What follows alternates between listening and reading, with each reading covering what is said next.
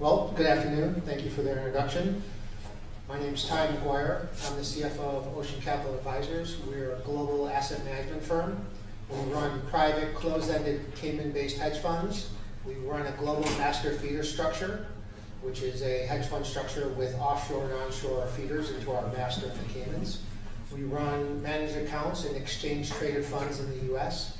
We run UCITS funds in Europe, which are a regulatory regime for mutual funds and exchange-traded products in the European markets.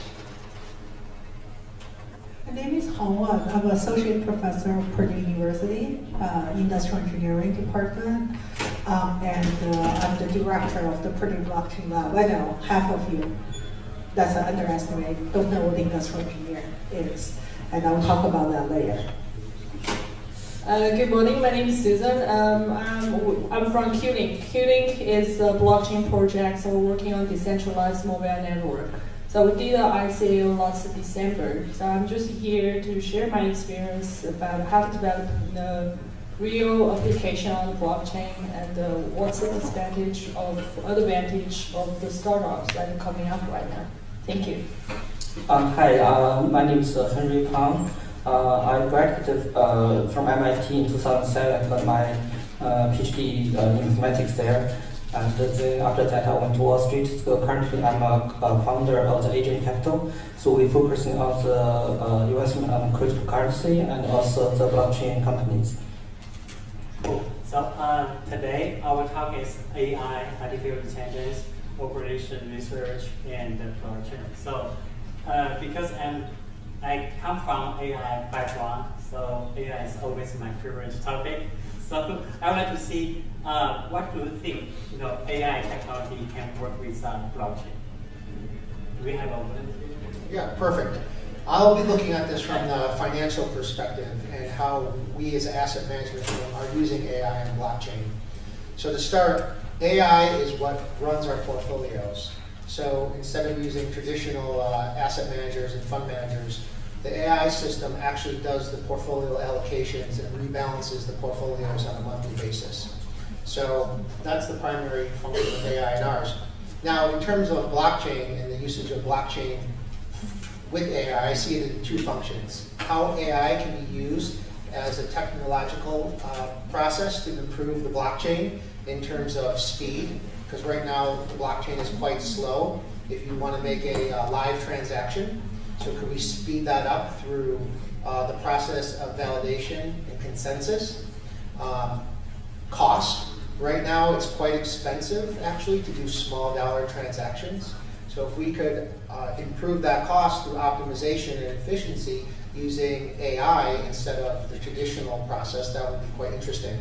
Then on the other side, I see how does AI integrate with the blockchain? How can you leverage AI to innovate using blockchain, such as in the area of trade, so bill of lading, in inventory tracking, in healthcare, anything where you need a ledger of receipts. I think I have several projects going on with the combination of the AI and the blockchain. First, let's say how blockchain can help AI. Blockchain can be a very good way as a data management system for the AI system. In other words, the AI can read and write the information from the blockchain, which means first you have a distributed database. So all the sources can write in the data. Second, because of the special properties of the blockchain, you can have the privacy you want, okay? Better privacy. And third, you can trust the data that's actually on the blockchain after the validation, so your AI can make better management. And then, how can the AI help the blockchain? The AI, people are interested actually using the AI for the validation part, okay? And then also using the AI to help identify suspicious nodes, in other words, dishonest players in this case. So I think there's a two-way interaction here that can be very interesting from the research point of view. In my point of view, the AI is a way to improve your working power, working efficiency. But the blockchain is another way, it's just change how you work together. So this is, I don't think it's a contradiction, actually, it's a help each other. AI can help with the blockchain for the application, and the blockchain can help the AI to get the data, just as what Professor Wang said. Yeah, so I think, AI and blockchain. So I heard from the conference yesterday at Harvard University, some guy, AI machine learning, has a lot of application on the top of, the data, the data set on the top of, blockchain. So let's get into another, question here. So I know Professor Wang, so you have a lot of PhD students working on the corporation optimization topic here. So here the question is, what do we think the operation optimization can apply or leverage, blockchain technology?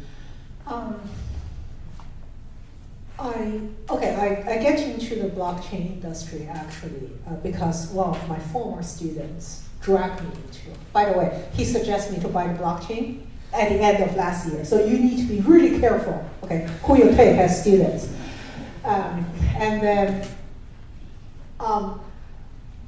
So in 2016, I still don't know what blockchain is, okay? And then at this point, so last year is a quite big year for me.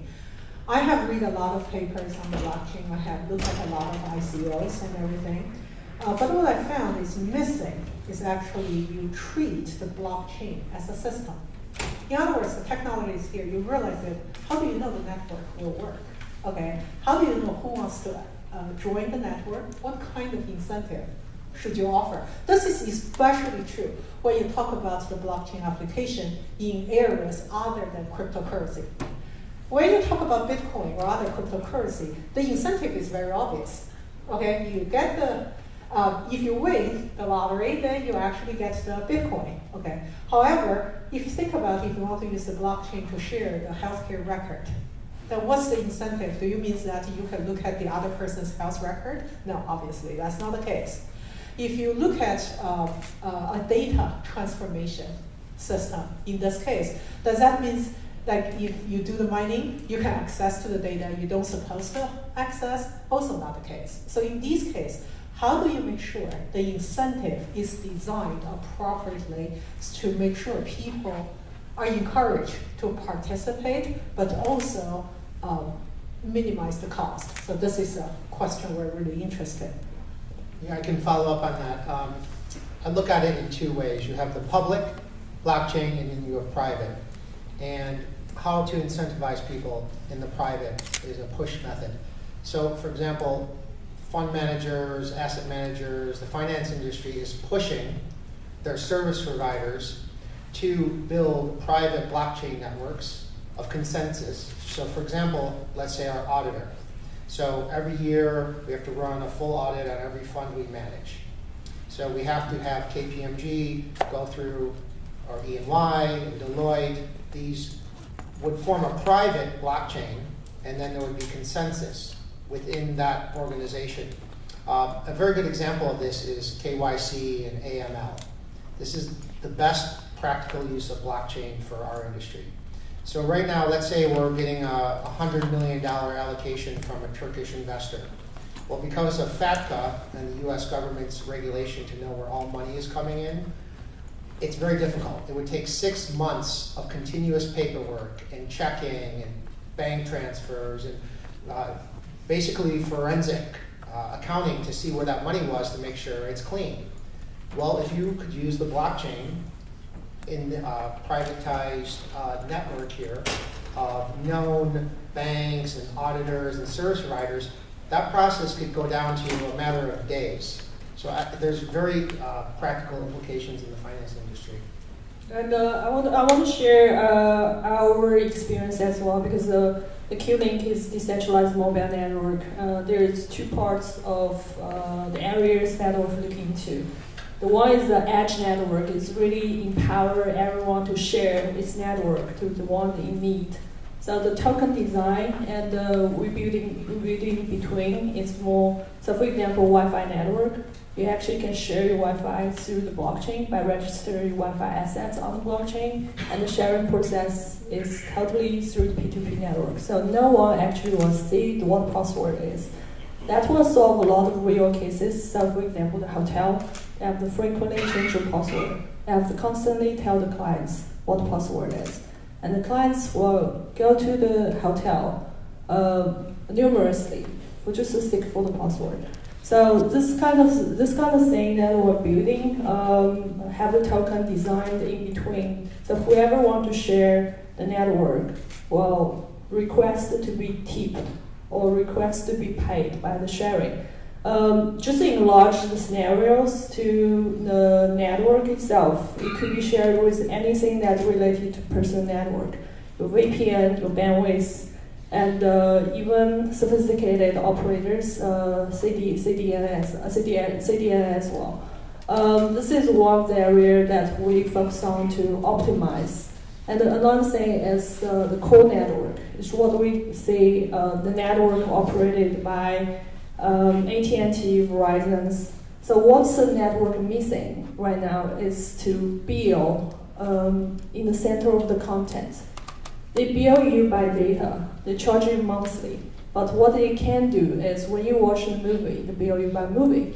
Why is that? Because the network itself is lack awareness of the content. That's exactly where blockchain comes into the play. We can assign the identity to each content, and on the content, the data was built along with the content. So they can change the whole structure into personalized networking billing system. This is quite different concept than what we see right now. And we think centralized operations actually reaching a tipping point that cannot keeping the network security and personalized at the same time. So this is where blockchain that comes to play to optimize the whole system. Yeah, so it's a really good points there. So I'm teaching at a business school. Some of our MBA students, came to me and say, "Hey, Jason, I know you host a lot of conference about blockchain. Actually, we go Dallas, we go Harvard, and then we will go Chicago next month." So the question is, how we can use the technology in some real business cases, right? So our next topic is can you guys talk about how we can incorporation with smart contracts in some traditional business or maybe traditional system? I think that was one I was going to lead off with. So one of the great things here is the ability to structure contracts. Traditionally, you have contract law, which is very subjective. Also, it's very difficult to monitor defaults or triggers in paper contracts. So for example, let's say everyone, home loan, it's a 50-page document, there's monetary defaults, there's different bad boy carve-outs in terms of different types of triggers that happen that will exercise or call the loan. It would take a relationship manager in a bank to constantly monitor hundreds of those, along with the legal team. It's a very difficult, slow process. Where now, with such base contracts as Ethereum, you have a digital contract that can be instantly monitored and continuously monitored for any breaches, and there's no subjectivity in the interpretation of the contract. So it's very efficient, it's very cost effective, and it's very fair and transparent to both parties. And I can explain more, but let me pass it over to you. I think the innovation of smart contracts really comes into small places rather than going to, I'm sorry to a bit different, a bit disagree with your opinion. I don't think it's coming to the block to change the overall law system, but into coming to the little pieces of the places that trust has to be implemented. So, for example, the gaming industry, so like gambling, that's for example. The trust of the gambling is a big topic because when you have a dealer in the between, you have to really trust the dealer to settle the payments. And how can you trust the dealer to settle the payments? It really depends on the dealer. It's just you absolutely have no control. But in this case, if you have a small contract that's connected with the players and dealers' wallets, it's automatically executed.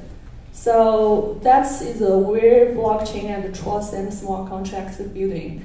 And I think right now, because it's very costly to build on the blockchain, and the smart contracts are very expensive to run as well. So if you build on Ethereum, it actually costs a lot of gas to run a complicated smart contract, and whatever public chain is the same. So I would say smart contracts will come to play at small places first, and then overtake into a complicated business cases.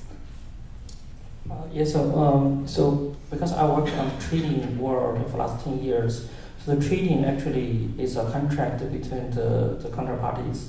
So smart contract actually can help lower the cost of trading dramatically because you don't need a medium to make the trading happen. Actually, if you, for example, you want to trade something, give your own price, and if on the other hand, other people think that price is fair to trade using this smart contract, so you don't need any the medium to make this trade happens.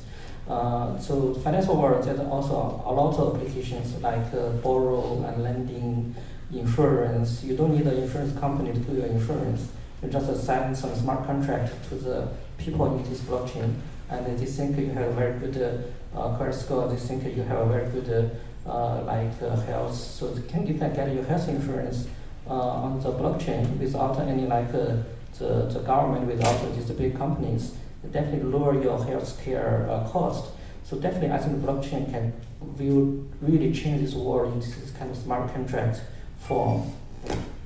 I want to point out that I think one of my prediction, okay, and people are very bad on prediction, so you don't need to listen to me, is that in the future, everybody become their own brand. In other words, everybody can develop their own course, okay, write their own novels, and then I think in that case, the blockchain, the smart contract can be very helpful in the sense that you will know who have access to your copy.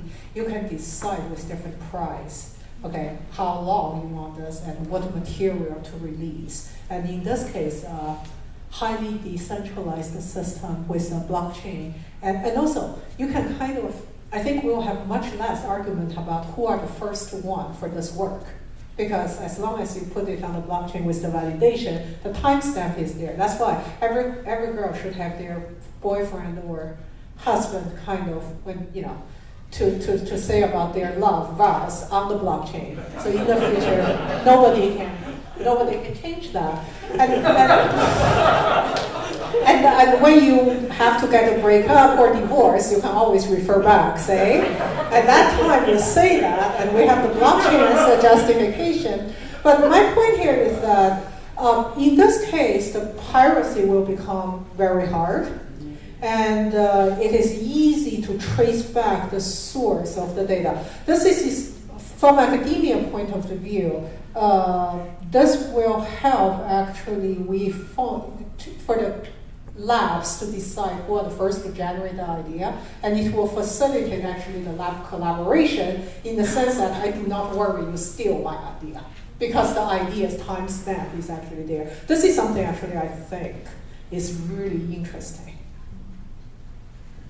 Yeah, so we should have a last talk there, but for our audience, can you prepare? I will pick up one question from you guys after this talk, so we can prepare your questions.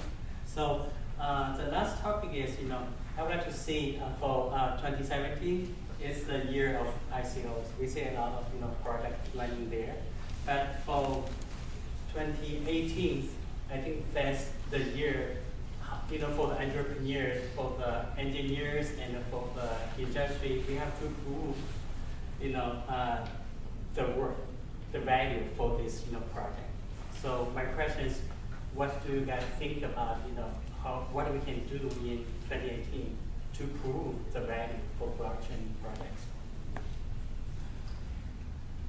There's a statistic shared by another speaker yesterday about the survivorship of the blockchain projects. And 8% of the ICOs raised in 2016 actually survived in 2017. So I think one of the greatest value that Ethereum brings to the world is lower the fundraising cost. So if you are a startup, you have this idea, and how much money you can raise is uncertain, and how much time you will spend is uncertain, and who are the person you will meet is uncertain, and everything are the cost. But the Ethereum, why the Ethereum price reached from 200 to almost 1,000 last year?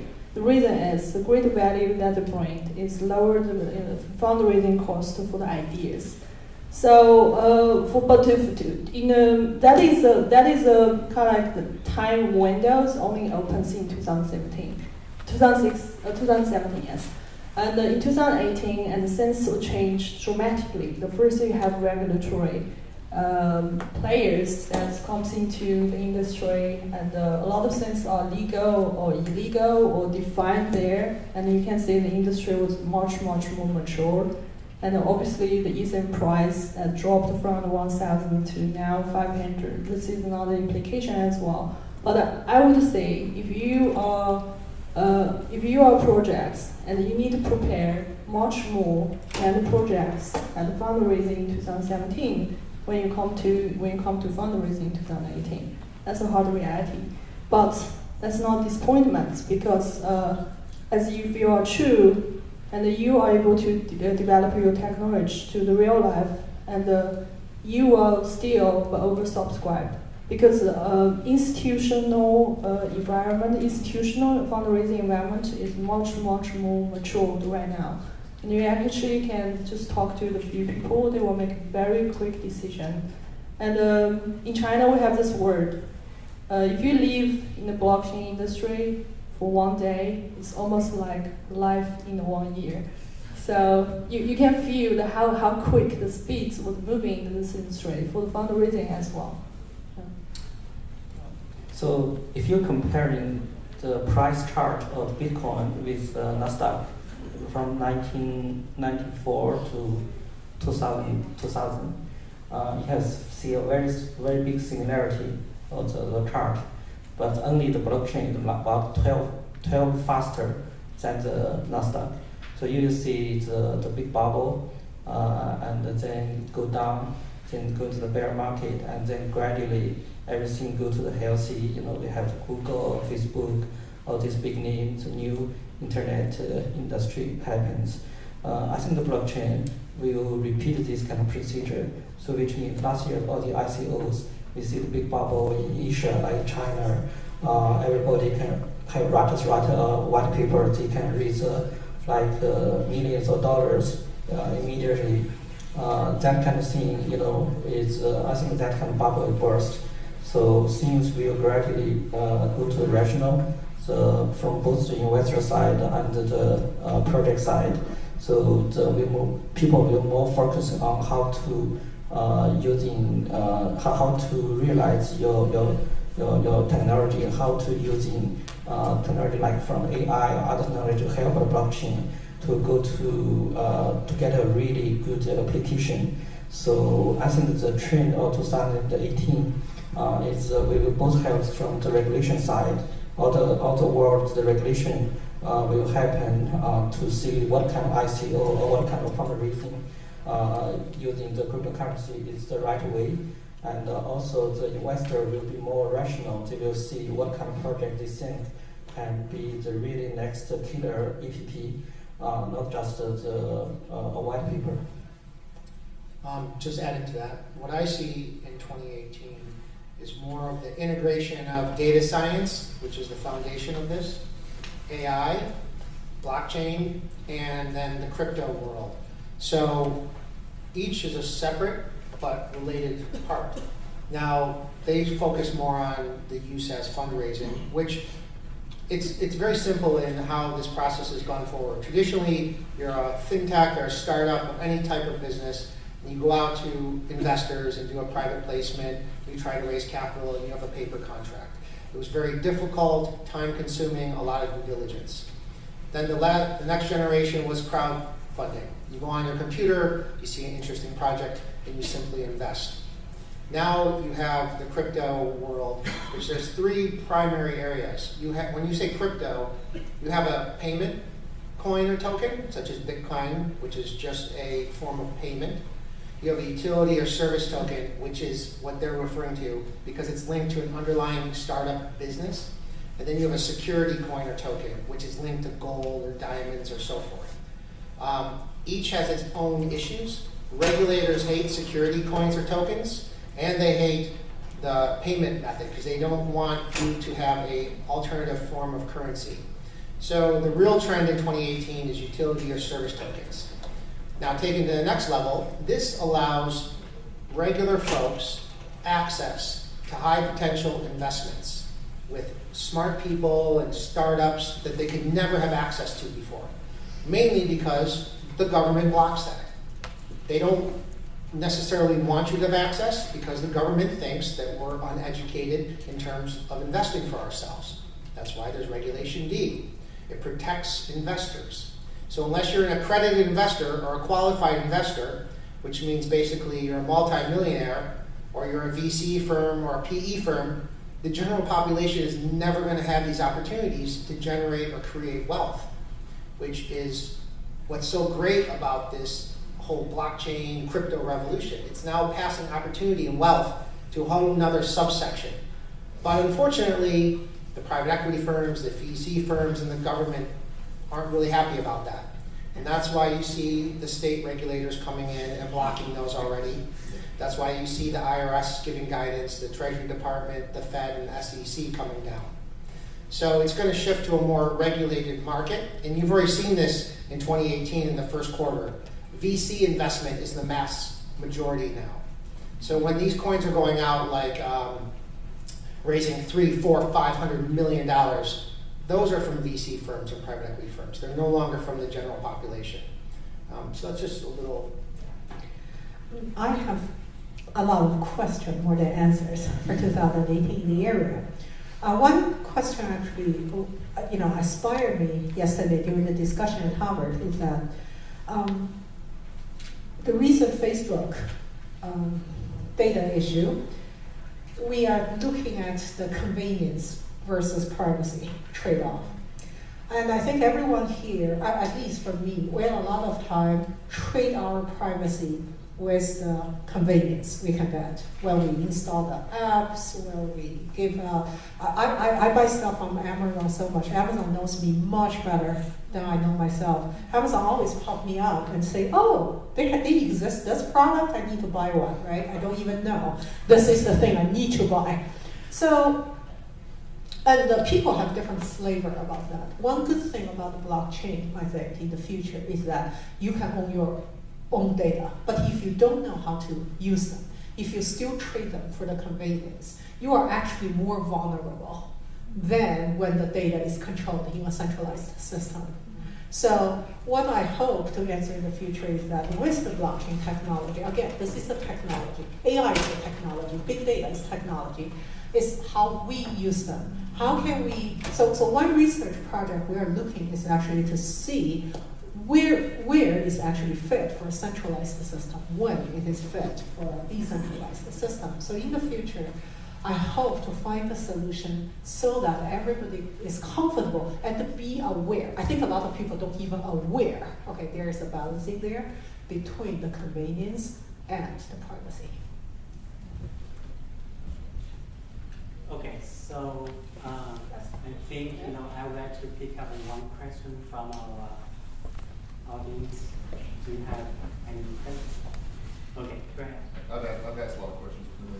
But I can only pick one, so you have to not pick Yeah, so I'm trying to understand the blockchain sounds like it's a ledger that people can't change, but people can still be fraudulent on what they report to the ledger, right? So if I say I sent you I traded with your firm, I can lie And it sounds like the value is that in the finding the bad actors now have a chain that everyone agrees with to find out the bad actors. I mean, I hear so much about blockchain is going to do away with fraud, and I don't see how that happens. I think blockchain is a way to do tighter record keeping across multiple actors to help find the fraud. You're absolutely right. That's actually why the Bitcoin system, you actually has the validation system as well. So people do not just get paid for mining. They also get paid for the service for validation. That's exactly what I say when I say incentive. So for example, IBM is working with 9 big food companies to make sure that their food transportation is totally transparent. But this does not, using blockchain, does not invent the supplier actually just putting wrong data. Not organic, I just put in as organic. Then with the blockchain, does that make it a better data? No, it still make it a garbage data. So that's why, so I do simulation, that's my bread and butter. And in simulation, there's a big word called input garbage, output garbage. Okay, so that's why, again, for a lot of the system, you do need a centralized system to actually serve for the validation. And you need to have a penalize and incentive if you are caught. Okay, that's why the USDA is actually interested in the blockchain, is to say that now they have like 5% of the sampling. And when they claim they're organic, you basically have no guarantee they are. But with the blockchain, you actually have a lot of potential validator in there if you give the appropriate incentive. But what is the proper incentive? That's a very big question. And also, the topic today is AI and the blockchain. So the thing, what I found, recently is, a lot of projects that use blockchain to build, data storage, data management, decentralized, database. So that's one. But, we have to leverage some AI technology, some, machine learning, data science, technology to do the validation. Yeah. Also, the thing is, machine learning can, help us a little bit to build the model. It used to be, our current situation is, when you apply a credit card, okay, you got a 5 score, yeah, but that's centralized, right? So, but in the future, okay, we can, for the people, you can keep your own data, and also the model, the AI stuff, the machine learning stuff, will go to your side and run the model on the top of your personal information. So it's kind of just like a professor one side. Currently, the data usage and also the benefit from the usage is kind of treated off that. But leverage blockchain, you can protect your own data here. The model will go to your side when I run the model on the top of your data and give you the credit score and maybe give you the decision you get the credit card or not. So I think blockchain is an infrastructure.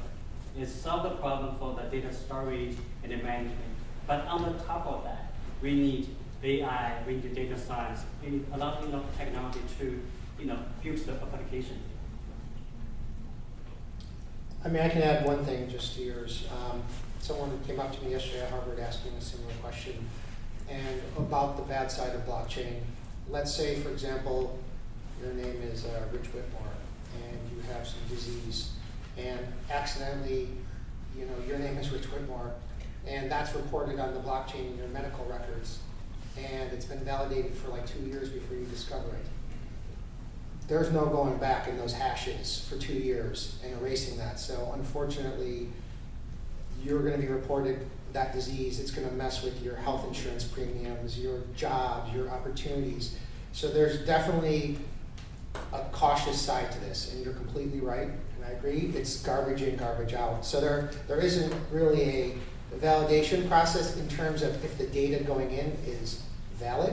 There's the validation process that it's on the chain with consensus, but that's definitely one of the areas we really have to look at. And machine learning seems ideal for Yes. Trying to see, what's the percentage probability I think this is a bad actor or not, or? And also there's research going on to say, suppose you have percentage of the bad data, how much percentage the system can tolerate? In other words, it can self-correcting. And then to what is the threshold? This is also why I want to build a simulation model for the blockchain, try different mechanism. So because it's cheaper with simulation compared to the real world. Or even when you do validate, maybe there's information that should come off the record. Let's say you're a 16-year-old and you do something stupid, you drive your parents' car and get in trouble. You know, when you're 35 years old and you're an attorney and have a good job, that shouldn't be on that. It should be able, the courts usually, remove it from the record and it's in your past because everyone Have I told you when I applied for green card, the government thing, because I have the same name as a terrorist, so they actually interview me. And then they see me and they say, oh, you are a woman. I'm like, okay. Isn't that the second thing I fill on the form? After my name, there is my gender. Oh, you are a woman. Oh, we don't need an interview. That terrorist is a male. I'm like, you delayed me for 1.5 years because you don't figure out I'm a woman? You guys are making that? Okay, so do we have more time? Okay, so I would like to take a second one. I just wanted to add real quick to that. The integration with the IoT does help with the cleaning of the data, right? Yes. So in the food safety, right? If I can start to track back to when that seed was planted in the ground, to how it was actually cared for and harvested, then you start to have a better story around food safety and knowing that yes, that was organically harvested, was organically cared for. Yeah, you can put RFID chips, for example, in the crate from the farm to make sure that the food stays at a certain temperature through transportation, it goes to the right channels. Same with medicine. You want to make sure that it's legitimate, it's stayed at proper temperatures and things like that. So there's mechanisms to trace those. You pretty much said what I was. This guy has a dying question. Yeah. He's like making eye contact. Okay, so, I have to see, this is the last one, right? Okay. So, ask your question. Okay, so on the topic of smart contracts, specifically I guess in the investment management space, if the power of the blockchain is that you can't change what's in there, like if I hire you as an investment manager and we have guidelines and all of a sudden you want to change those guidelines and trade in futures now, how do I go in and amend that contract? So currently there's IAC and IPS, the two contracts you sign, investment advisor contract and investment policy statement, which basically defines the role of the advisor and all the regulatory stuff. And then the investment policy statement that says, if you're investing in a healthcare strategy, we're not going to go trade Forex or futures or commodities. Right. So that contract's set, there's triggers in place and mechanisms so that we don't default on either side. If a new contract comes in, we just put it on to the next level. It layers on top, and it's the new validation on the chain. Okay, so it's almost, instead of an amendment, it's a whole new contract. Think about that. Sign, right? You guys are too young to actually be in the hospital. Yeah, I don't want, you cannot, I always tell my students, you cannot ask my weight, you cannot ask my age, any other question you can ask. So when you go to the hospital, if there's anything wrong, you have to fill in the form. They never let you change that. They actually cross that, but ask you initially there. So the smart contract is kind of like that. So that means if you do any changes, you can definitely do change, but every change will be recorded. So in this way, you know you cannot forge the change. And if somebody do the change for you, you can always trace back. Yeah, so I think that's a great start. And if you have more questions, you can ask the questions to our LinkedIn group. And thank you again for all the speakers today.